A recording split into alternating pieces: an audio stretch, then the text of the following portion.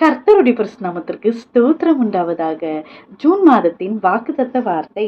இப்பொழுது யாக்கோபே, உன்னை சிருஷ்டித்தவரும் இஸ்ரவேலே உன்னை உருவாக்கினவருமாகிய கர்த்தர் சொல்லுகிறதாவது, பயப்படாதே, உன்னை மீட்டு கொண்டேன், உன்னை பெயர் சொல்லி அழைத்தேன், நீ என்னுடையவன்.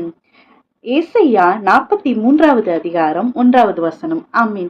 கர்த்தர் இந்த நாளையில சொல்லுகிற வார்த்தை என்னன்னா, உன்னை உருவாக்கினவர் நான் உன்னை மீட்டு கொண்டேன், நீ என்னுடையவன் என்னுடையவள் அப்படின்னு கர்த்தர் சொல்லுகிறார். உன்னை மீட்டு கொண்டேன், எல்லா ஒரு பாவத்திலிருந்தும் மீட்டு கொண்டேன், எல்லா ஒரு துர்க்குணத்திலிருந்தும் உன்னை மீட்டு கொண்டேன். அதை எப்படியெல்லாம் மீட்டு கொண்டார் என்றால், முந்தினவைகளை நினைக்க வேண்டாம், பூர்வமானவைகளை சிந்திக்க வேண்டாம், இதோ புதிய காரியத்தை உன் வாழ்வில் நான் செய்கிறேன், உன் அக்கிரமத்தெல்லாம் நான் மன்னிச்சிட்டேன், நினையாமல் இருப்பேன்.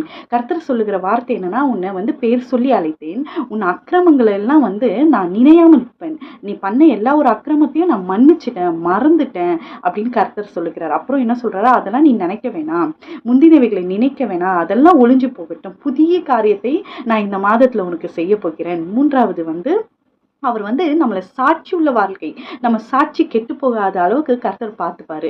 அவர் தான் நம்மளை பேர் சொல்லி அழைத்திருக்கிறார். பயப்படாதே என்று சொல்லுகிறார். உன் அக்கிரமங்கத்தெல்லாம் நான் மன்னிச்சிட்டேன் அப்படின்னு சொல்றாரு. அதை நினைச்சு கூட நான் பார்க்க மாட்டேன் அப்படின்னு சொல்றாரு. புதிய காரியத்தை, நம்ம நிறைய காரியம் நம்ம நினைச்சிருப்போம், இதெல்லாம் நடக்குமா நடக்காதா என்று சொல்லிட்டு பலவைகளாக ஒளிந்து போகட்டும், எல்லாம் புதியவைகளாய் மாறட்டும். அதே மாதிரி உன் சாட்சி ஒருபோதும் கெட்டு போகாது அப்படின்னு கர்த்தர் சொல்லுகிறார். இவ்வளோ பெரிய தேவன், வானம் அவர் சிங்காசனம், பூமி அவர் பாதபடி. அவர் சொல்லுகிற வார்த்தை என்னன்னா, நான் உன்னை மீட்டு கொண்டேன் அப்படின்னு சொல்லுகிறார். அதை மட்டும் நம்ம பயப்படாம அவரோட வார்த்தையை மட்டும், இந்த அதிகாரத்தை நீங்க தியானிங்க.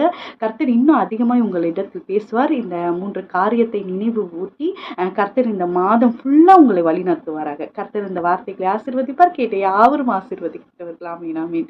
ஹல்லேலூயா.